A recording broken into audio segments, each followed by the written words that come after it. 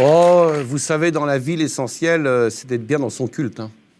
La République, pour s'établir, a besoin de former sa propre religion, qu'ils vont appeler d'ailleurs, ça c'est un paradoxe incroyable, en tout cas une surprise, c'est un étonnement pour moi, jeune chercheur, la laïcité. La laïcité a 100 ans en France. Le centenaire des lois laïques qui organisèrent l'école publique sera fêté cette année, bien entendu. Demain, samedi et dimanche, le Grand Orient de France organise au Palais des Congrès les Assises internationales de la laïcité. De nombreux pays seront représentés et des hommes politiques français de toutes opinions y assisteront. Le grand maître du Grand Orient de France explique: quand on parle de la laïcité, on évoque toujours des combats d'un autre temps qui se justifiaient.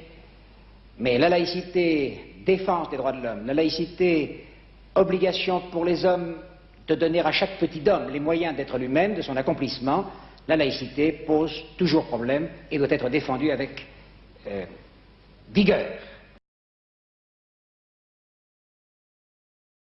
Il n'y a pas une laïcité pour les Français de souche et une autre laïcité pour les Français moins de souche, un peu trop noirs, un peu trop arabes, un peu trop musulmans. La laïcité pose toujours problème et doit être défendue avec vigueur.